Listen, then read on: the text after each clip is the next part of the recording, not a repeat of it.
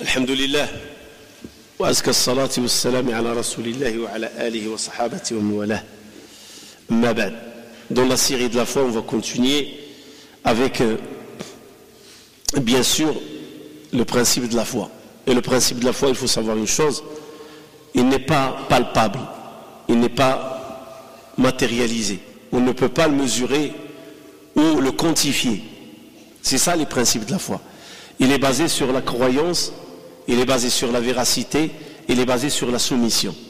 Tout ce qui concerne la foi, c'est quelque chose qui émane de ce qu'on appelle l'au-delà, ou le monde invisible. Le monde invisible. On ne voit rien. Mais on est obligé de croire. Aujourd'hui, dans une ère où la technologie domine, où l'être humain, il est arrivé à un point de faire des connexions et de parler avec l'autre qui se trouve dans l'autre bout du monde, il voit ces réalités. Au lieu de se rapprocher d'Allah subhanahu wa ta'ala et de renforcer sa foi, il en a fait de ces technologies et de ce savoir une raison en plus pour tomber dans la mécréance et rejeter la religion. C'est-à-dire, c'est ça le paradoxe. Normalement, la science a pour but d'approcher l'être humain de son créateur. La science a pour but de renforcer la foi. Alors, je vais citer deux histoires, brièvement, sur la question de la foi. Parce que ce sont deux histoires que parfois les orientalistes ou les ennemis de l'islam soulèvent, comme quoi le doute peut s'infiltrer même aux prophètes. Nous donc on est des êtres humains, si le doute s'infiltre et on nie, c'est normal, parce qu'il y a deux prophètes avant nous qui ont douté. Le premier exemple, c'est Ibrahim. Quand il a creusé dans la discussion avec le roi, qui prétend être une divinité, ou plutôt être un seigneur, Ibrahim lui a dit, mon Seigneur, c'est lui qui donne la vie et la mort. Ce roi, il a ramené deux personnes condamnées à mort. Il lui a dit, celui-là, je l'amnistie, il peut vivre, et celui-là, j'exécute la sentence sur lui, il va mourir. Il lui a dit, tu vois, j'ai donné la vie, j'ai donné la mort. Ibrahim, il a compris qu'il est devant une personne qui a un délire. Il est en train de délirer, une personne troublée psychologiquement. Ibrahim, il sait très bien de quoi il parle. Il parle comme quoi Allah donne la vie et donne la mort après la mort. Une fois qu'on est mort, on sera ressuscité, on sera jugé et on sera vivant bien sûr. Pour être jugé, on ne juge pas les morts, on juge les vivants. Et Allah subhanahu wa ta'ala, quand il va nous juger tout en étant vivant, ressuscité. C'est ça ce qu'il a voulu dire Ibrahim. Mais comme il a vu qu'il est devant une personne débile, il a changé de cap. Il lui a dit, mon Seigneur, ramène le soleil de l'Est, il l'a fait coucher à l'Ouest. Alors change-toi cette réalité et ramène le soleil de l'ouest et fais-la coucher à l'est, fais l'opposé. Alors l'autre, il n'a pu rien dire, il a été vaincu, défaite totale, zéro. Et là il va utiliser une autre stratégie. On la connaît, les tyrans quand ils sont dans la défaite, ils utilisent la violence et la force. C'est ce qu'il va faire avec Ibrahim. Revenons. Après ce scénario, Ibrahim va se retirer. Et il va implorer Dieu. Il dit, plutôt il a dit, Seigneur, montre-moi comment tu ressuscites les morts. Comment tu redonnes vie aux morts. Allah subhanahu wa ta'ala lui pose la question, est-ce que tu n'as pas cru? Est-ce que tu n'as pas cru? Il ne lui a pas dit, est-ce que tu es mécréant? Il y a une différence. Il ne lui attribue pas la croyance. Il lui pose la question, est-ce que tu n'as pas cru? Pourquoi tu poses la question? Car parmi les principes de la foi, on doit croire qu'on va être ressuscité. Parmi les principes de la foi, on croit au paradis, on croit à l'enfer. Et qui dit paradis dit l'enfer, il dit la récompense, le bien et le mal. Donc on sera ressuscité, on sera jugé, et selon le jugement, il y a un mérite. Donc Ibrahim, il croit ces choses, au contraire, il les enseigne. Il les enseigne à sa communauté. Le rôle d'un prophète, c'est enseigner la foi à sa communauté. Alors Allah subhanahu wa ta'ala dit Ibrahim, awalam tu'min, tu n'es pas croyant. C'est pas une question d'interpellation pour répondre, mais c'est une question de confirmation. Normalement, tu es croyant. Ibrahim, il va confirmer, oui, je suis croyant, mais je veux un niveau plus élevé dans la foi. Et c'est ça, ce que les ennemis de l'islam ignorent. Parce qu'ils n'ont pas les principes de la foi. Parce que nous, musulmans, et les prophètes avant nous, On doit tous croire dans l'omnipotence d'Allah subhanahu wa ta'ala. Inna Allah ala kulli shay'in qadir. Allah est omnipotent. Il est capable de tout. Et parmi les choses dont il est capable, c'est nous ressusciter et nous récompenser, soit paradis, soit l'enfer. Allah subhanahu wa ta'ala, le jour du jugement, il va nous étaler nos livrets, nos bulletins, soit à la main droite, soit à la main gauche, soit derrière le dos. Il y aura un sentier qu'on doit traverser, ce qu'on appelle Sirat. Il y aura la balance. Tout ça, on y croit. Est-ce qu'on l'a vu? On ne l'a pas vu. Et c'est là la clé de la question de Ibrahim. Ce n'est pas qu'il n'est pas croyant. Ibrahim, il veut un niveau supérieur dans la foi. Un niveau que Dieu n'a accordé à personne. Qu'à part Isa, yuhyi al-mawta. Isa, après, il va venir. Allah va lui montrer comment ressusciter les morts. Il va lui donner ce pouvoir de ressusciter les morts. C'est arrivé aussi à Moussa après, quand dans sa communauté, il y avait un crime, il y avait un meurtre, ils voulaient savoir qui a fait ce meurtre, et ils ont failli s'entretuer, ils sont partis voir Moussa, ils lui ont dit, dis-nous comment on va savoir la vérité, il y a un crime qui a été fait. Alors il leur a dit, Allah vous demande d'acheter une vache. L'histoire de la vache. Pourquoi? Parce qu'une fois qu'ils vont ramener la vache, il va l'égorger, et il va prendre un morceau de la vache, il va frapper la personne défunte, elle va se réveiller, ils vont lui poser la question, qui t'a tué? Elle va s'exprimer. C'est les deux cas où on parle de prophètes qui ont ressuscité les morts, Isa et Moussa. Mais là, Ibrahim, qu'est-ce qu'il veut? Il est avant eux. Qu'est-ce qu'il veut? Il veut passer à un niveau supérieur. C'est quoi ce niveau supérieur? Personne ne l'aura, que les prophètes. Voir comment Allah ressuscite les morts. Ce n'est pas qu'il a remis en question que les morts vont être ressuscités, non, il y croit. Moi je crois que les morts vont être ressuscités, qu'on va être vivants de nouveau et qu'on va être jugés. Tout le monde, tout musulman doit croire à cette réalité. Il ne faut pas tomber dans le piège de celui qui est venu voir le prophète sallallahu alayhi wa sallam avec une os, il l'a bien frotté entre ses mains jusqu'à ce qu'il s'est effrité, il est devenu de la poussière, puis il a soufflé dans l'air, et il est devenu de la poussière, il lui a dit, Mohammed, tu prétends que cet os va être ressuscité? Qui va la ressusciter? Et le Coran lui a répondu, celui qui lui a donné vie la première fois, c'est lui qui va la ressusciter une deuxième fois. Le Coran répond. Alors c'est ça ce qu'il a voulu voir Ibrahim alayhi salam. Il a voulu voir le processus comment la chose morte peut redevenir vivante. Et c'est pour ça Allah subhanahu wa ta'ala lui dit, prends 4 oiseaux, 4, et apprivoise-les. Ramène-les à toi jusqu'à ce qu'ils prennent habitude. Quand tu les appelles, ils viennent. Puis tue-les et coupe-les en morceaux. Et choisis chaque montagne, pose un morceau. Tu choisis des montagnes, sur chaque montagne tu poses un morceau. En 2 morceaux, l'oiseau, 3, fais ce que tu veux. Et reviens dans ta place où tu as l'habitude de les appeler. Et une fois que tu descends des montagnes et tu es là en bas, appelle-les. Interpeller, dis-leur de venir te revoir. Comme tu as l'habitude de les appeler, ils viennent. Et effectivement, c'est ce qui s'est passé. Et sache qu'Allah subhanahu wa ta'ala est omnipotent. Wa'alam anna Allah ala kulli shay'in qadir. Donc voilà, c'est quoi l'histoire d'Ibrahim? C'est revoir ce phénomène. Et croyez-moi, tout musulman parmi nous, il aimerait bien revoir ce phénomène, mais on sait que ce n'est pas possible. Parce que ce n'est pas donné. C'est une épreuve la foi. La foi c'est une épreuve. Tu dois croire en cela sans le voir. Et c'est ça l'épreuve de la foi. Tu dois croire dans le paradis sans l'avoir. Tu dois croire dans l'enfer sans l'avoir. Tu dois croire dans les anges sans les voir. Tu dois croire les prophètes qui ont passé sans les voir. Est-ce qu'on a vu Ibrahim? On est en train de parler d'Ibrahim. Est-ce qu'on a vu Moussa? On est en train de parler de Moussa. Mais on y croit. Pourquoi? Parce qu'on a adhéré au message de Mohammed sallallahu alayhi wa sallam et on a cru dans son message. Donc tout ce que Mohammed nous a transmis, que ce soit à travers la parole d'Allah subhanahu wa ta'ala, le Coran, ou que ce soit à travers la sunna, on y croit. Et c'est ça la foi.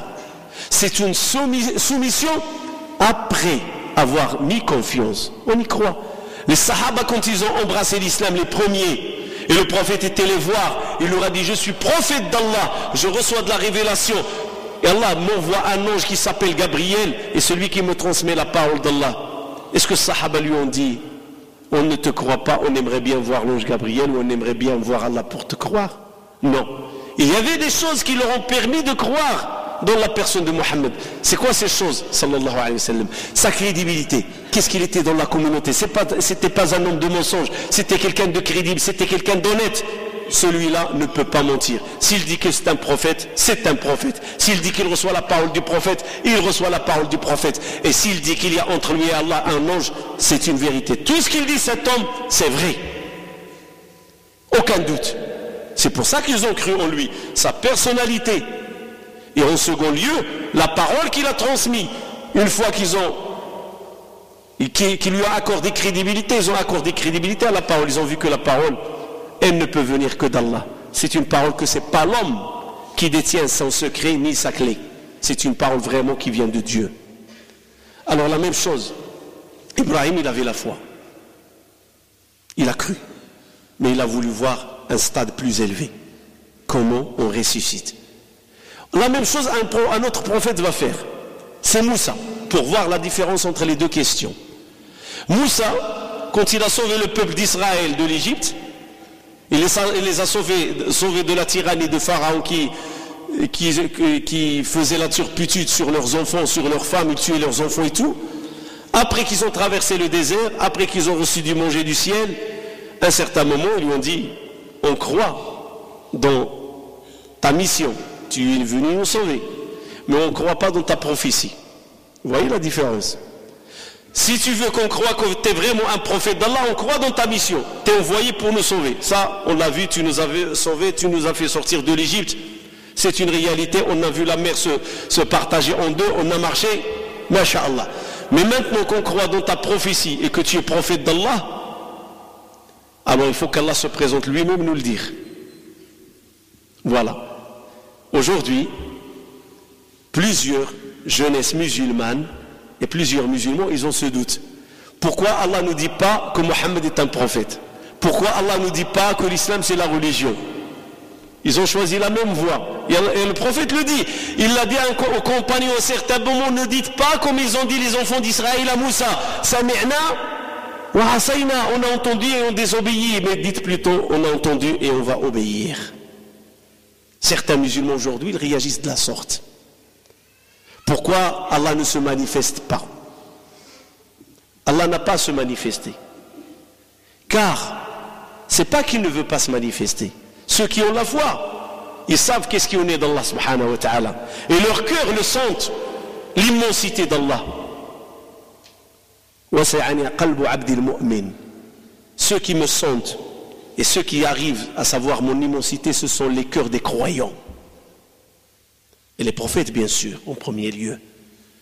Mais ceux qui n'ont pas les cœurs tendres, et ceux qui n'ont pas la lumière de la foi dans le cœur, ils rejettent. Et cet univers, il est éphémère. Allah est éternel. Et comment l'éphémère va cerner l'éternel? Impossible. C'est comme une rivière qui coule, et tu prends un gobelet, tu veux mettre toute la rivière dans le gobelet. C'est impossible. Et c'est pour ça Allah subhanahu wa ta'ala ne se manifeste pas dans ce monde par son entité, il se manifeste par son bienfait, il se manifeste par ses attributs, il se manifeste par sa création. L'univers entier, ce n'est que la trace de la création d'Allah et la miséricorde d'Allah. L'univers, il témoigne de cette réalité. Et c'est pour ça que Moussa, il a posé la question. Ils lui ont dit, eux et les autres, ils ont dit, on ne croit en toi que tes prophètes, bien sûr, entre parenthèses, que si Dieu se présente, il nous dit que tu es son prophète. Alors il leur a dit, il faut se repentir. Et la meilleure façon de se repentir, l'idéal pour vous, tuez vous-même. Et puis Allah va vous pardonner. C'est la seule façon de trouver votre repentir, parce que vous avez dit un gros mot. Vraiment quelque chose de gigantesque que vous avez sollicité. Allah doit se manifester pour vous dire lui, c'est-à-dire que, subhanallah, normalement, c'est à ceux qui sont à l'écoute d'obéir et de croire. Et le prophète, il leur a ramené des signes, des miracles, si ce n'est que la mer qui s'est divisée en deux. Ils l'ont vu de leurs propres yeux. Ils ont marché dedans. Terre sèche. Alors, Moussa, une fois retiré, il a posé la même question. Mais il ne la pose pas dans le cas du doute. Jamais. Il dit, Dieu, puis-je te voir? Puis-je te voir? Alors Allah il lui dit, non, tu ne pourras pas me voir. Vous voyez, Allah ne se met pas en colère contre Moussa.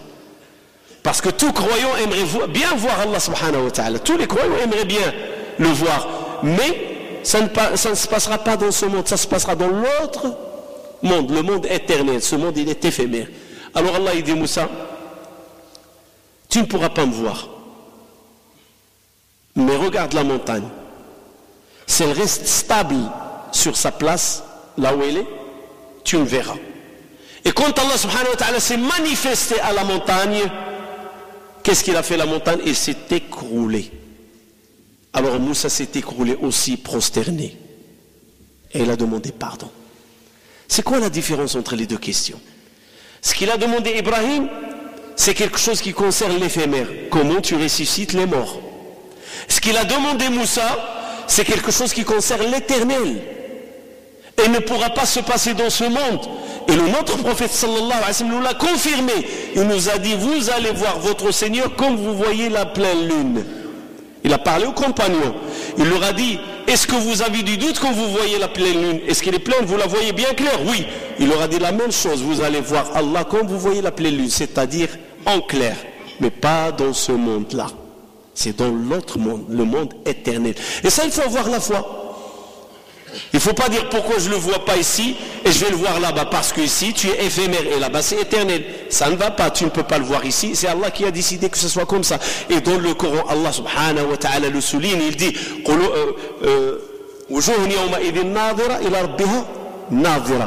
des visages embellissants qui vont regarder le visage d'Allah subhanahu wa ta'ala. C'est dans l'autre monde. Et notre mère Aïcha radiallahu anha, il a posé la question au prophète sallallahu alayhi wa sallam, est-ce que tu as vu Allah la nuit de l'ascension? Il lui a dit, comment puis-je le voir? Nour ala nour, lumière sur lumière, je ne peux pas le voir. Je ne peux pas le voir. Mais il a confirmé à sa communauté qu'ils vont le voir. Ça fait partie de la foi. Comme je vous ai dit, le paradis, tout ce qui concerne les principes de la foi, il faut apprendre à que ça soit ancré, inculqué dans notre pensée, que la foi ce n'est pas quelque chose qu'on peut mesurer, qu'on peut quantifier, mais c'est une chose, c'est une grande épreuve la foi. C'est une grande épreuve. Soit que tu crois, soit que tu ne crois pas. C'est une grande épreuve quand il t'arrive des événements dans la vie et le prophète sallallahu alayhi wa sallam te dit, dis la hawla wa la quwwata illa billah.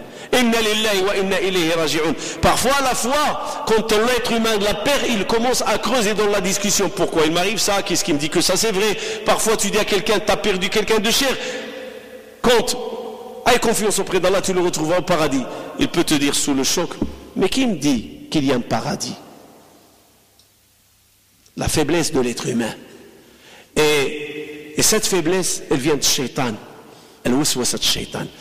Je finirai ce discours, je suis conscient que les choses de la foi sont des choses épineuses et avec des subtilités. Je finirai par l'être humain, il est en contradiction. Aujourd'hui, tout le monde a un portable. Autrefois, le téléphone, c'était avec le câble. Aujourd'hui, c'est le portable sans câble. On arrive à parler à des gens il y a des grandes distances qui nous séparent avec eux. Parfois 6000 km, parfois 10 000, parfois 3000, des distances. Même on arrive à leur parler. Le monde est devenu un village. Et regardez comment est l'être humain, il croit dans ces choses-là. Il n'y a ni câble, rien.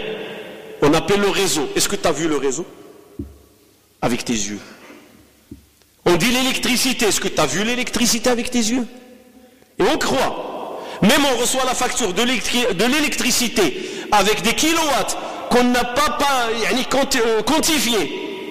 On n'a pas pu mesurer la quantité, mais malgré tout cela, l'être humain va payer la facture de l'électricité parce qu'il a consommé. Il a consommé quoi? Il a consommé la lumière, la trace, le fruit de l'électricité. Et il croit qu'il y a quelque chose qui s'appelle l'électricité. Il parle au téléphone, il croit que l'être humain il est arrivé dans ses découvertes, dans sa technologie à des niveaux très hauts. Mais quand il lui dit le paradis, l'enfer, ceci, cela, il remet en doute. Mais comment tu acceptes ce qui a été créé par un être humain éphémère comme toi et tu refuses de croire dans celui qui a créé l'être humain? On est prêt à croire dans l'intelligence du serviteur, mais on n'est pas prêt à croire dans l'omnipotence du créateur. Et ça c'est le paradoxe humain, c'est la contradiction. Tu crois dans l'élève, mais tu n'es pas prêt à croire dans le maître. C'est comme si on peut le formuler ainsi. Inna Allah wa malaikatahu yusalluna 'alan nabi ya ayyuhalladhina amanu sallu 'alayhi wa sallimu taslima. Allahumma salli 'ala sayyidina Muhammad wa 'ala ali sayyidina Muhammad kama sallaita 'ala sayyidina Ibrahim wa 'ala ali sayyidina Ibrahim wa barik 'ala sayyidina Muhammad وعلى آل سيدنا محمد كما باركت على سيدنا إبراهيم وعلى آل سيدنا إبراهيم في العالمين إنك حميد مجيد. اللهم اجعل جمعنا هذا جمعا مرحوما واجعل تفرقنا من بعده سالما من الشر معصوما ولا تدع بيننا ولا منا شقيا ولا محروما. اللهم اغفر لنا فيه ذنوبنا وكفر عنا سيئاتنا واقض حوائجنا واستر عيوبنا ويسر أمورنا ويمن كتابنا وإن توفيتنا مسلمين. اللهم يا رحمن يا رحيم ارحم المسلمين والمسلمات المؤمنين والمؤمنات الأحياء منهم والأموات الآباء والأمهات الإخوان والأخوات الأبناء والبنات إنك سميع مجيب الدعوات. اللهم من أرادنا وأراد إسلامنا بخير فوفقه وأعين ومن أرادنا وأراد إسلامنا بسوء فاجعل دائرة السوء عليه. اللهم هيئ لهذه الأمة أمر رشد يعز فيه أهل طاعتك ويذل فيه أهل معصيتك. اللهم هيئ لهذه الأمة أمر رشد يعز فيه أهل طاعتك ويذل فيه أهل معصيتك. اللهم هيئ لهذه الأمة أمر رشد يعز فيه أهل طاعتك ويذل فيه أهل معصيتك. اللهم اصلح لنا ديننا الذي هو عصمة أمرنا واصلح لنا دنيانا التي فيها معاشنا واصلح لنا آخرتنا التي إليها معادنا وفقنا لما تحب وترضاه. اللهم آت نفوسنا تقواها وزكها أنت خير من زكاها أنت وليها ومولاها. اللهم اقسم لنا من خشيتك ما تحول به بيننا وبين معاصيك ومن طاعتك ما تبلغنا به جنتك ومن اليقين ما تهون به علينا مصائب الدنيا. اللهم متعنا بأسماعنا وأبصارنا وقواتنا ما أحييتنا واجعله الوارث منا واجعل ثأرنا على من ظلمنا وانصرنا على من عادانا ولا تجعل مصيبتنا في ديننا ولا تجعل الدنيا أكبر همنا ولا مبلغ علمنا ولا إلى النار مصيرنا. دعاء لامرأة من مجموعة ديال النساء 3 نساء امراضات بهن مرض فندعو الله سبحانه وتعالى ليشافيهن. اللهم رب الناس ذهب البأس اشف انت الشافي لا شفاء الا شفاؤك شفاء لا يغادر سقما. اللهم رب الناس ذهب البأس اشف انت الشافي لا شفاء الا شفاؤك شفاء لا يغادر سقما. اللهم رب الناس ذهب البأس اشف انت الشافي لا شفاء الا شفاؤك شفاء لا يغادر سقما. اللهم انا نعيدهن بكلماتك التامات من شر ما خلقت. اللهم انا نعيدهن بكلماتك التامات من شر ما خلقت. اللهم انا نعيدهن بكلماتك التامات من شر ما خلقت. ودعاء من والد لوالديه بالتيسير. اللهم اصلح حاله ومتعه بالصحة والعافية وارحم والديه وارحم أموات المسلمين أجمعين. اللهم إن كان والديه على قيد الحياة فمتعهم بالصحة والعافية وحسن الخاتمة وإن كان من الأموات فادخلهم في فسيح جنانك ومغفرتك ورضوانك. وتوفي أخ مسلم بالأمس فنسأل الله سبحانه وتعالى أن يتغمده برحمته وأن يدخله في فسيح جنانه. اللهم اكرم نزله ووسع مدخله واغفر لنا وله واجعله من السابقين لنا بخير واجعلنا من اللاحقين عليه بخير. سبحان ربك رب العزة عما يصفون وسلام على المرسلين والحمد لله رب العالمين.